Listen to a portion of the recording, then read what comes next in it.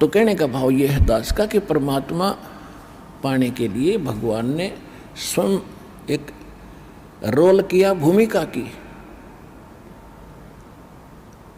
परमात्मा कहते हैं जो सुख है गरीबी में वो ना ही रे अमीरी में। गरीबी यानी आधीनी, और साईं इतना दीजिए जा मैं कुटुंब समावे, और हम भी भूखे ना रहें अतिथि ना भूखा जाए। इसमें जो सुख है और भगवान की भक्ति साथ हो। देखो भगवान की भक्ति नहीं है तो चाहे वो हैंड टू माउथ वैसे भी रह लो, उससे भी कोई लाभ नहीं होगा। भक्ति भगवान की साथ हो और भगवान का फिर सहारा आपके साथ रहेगा। आपको आवश्यक वस्तु आपके सोचने से पहले प्राप्त हो जाएगी जब हम भगवान परमात्मा कबीर जी की शरण में विधिवत रहेंगे। तो फिर हमने घने संग्रह संचन की आवश्यकता क्या। लेकिन हमारा जो है दिल इतना कमज़ोर हो लिया, हम संग्रह किए बिना रुक नहीं सकते। फिर परमात्मा ने बताया कि जैसा भी जिसकी व्यवस्था है उसी में इस भगवान की भक्ति को प्रारंभ करो, ज्ञान को सुन और इस पर कुछ कदम इसके अनुसार रख कर देखो। फिर आपको शांति भी होगी, घर में बरकत भी होगी, पापों से भी बचोगे।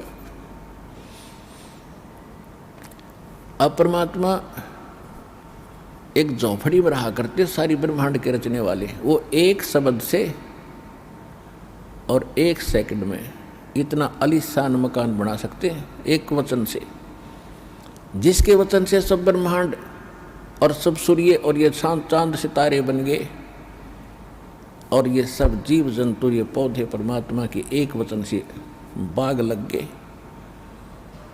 तो क्या वो अच्छे महल बनाकर नहीं रह सकते थे इस पृथ्वी पर? काशी बनारस में वो जुल्हे का काम करके क्यों दिखाया उन्होंने? क्यों एक झोंपड़ी में टाइम पास किया कि बच्चों आपको बस इतना ही पर्याप्त है।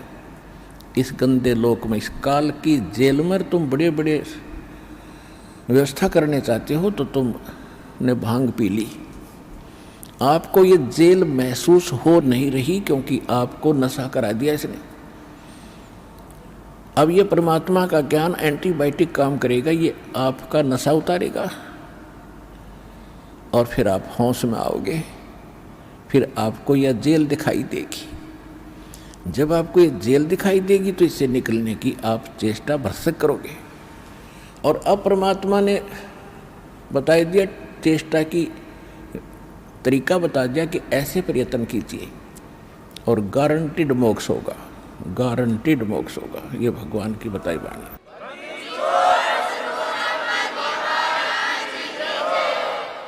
तो क्या बताते हैं कि हम समझा करते जो जंगलों में चले गए और ढूंढने लगाकर आग अग्नि जलाकर बैठे हैं आसन पद्म लगा कर। गृहस्थी ये सोचा करते थे भगवान तो ऐसे मिलेगा। हम ऐसा नहीं कर सकते, हम बच्चे नहीं छोड़ सकते, ना इतना समय हम निकाल सकते। इसलिए हमने भगवान को खोजना बंद कर दिया। क्यों? इस तरह डले ढूंढे नहीं और भगवान मिले नहीं। फिर भी दुख होता था, अपनी छोटी मोटी क्रियाएं भगवान की करते ही रहते थे, क्योंकि आत्मा परमात्मा के बिना नहीं रह सकती। ये मन है, ये बकवाद करवाता है, इसके साथ इसका जोड़ा कर दिया काल ने कि इसको भ्रमित रख, इसको भयभीत रख, तेरा ये नुकसान हो जाएगा, ये नुकसान हो जाएगा। वहाँ सत्संग में गया तो यहाँ पीछे से हानि हो जाएगी। इसको ऐसा भयभीत करके वहीं बैठा लेता है, यहाँ नहीं आने देता। और वहाँ रहते रहते सारा परिवार का परिवार नष्ट हो जाता है। तब कौन सी रक्षा कर ली आपने?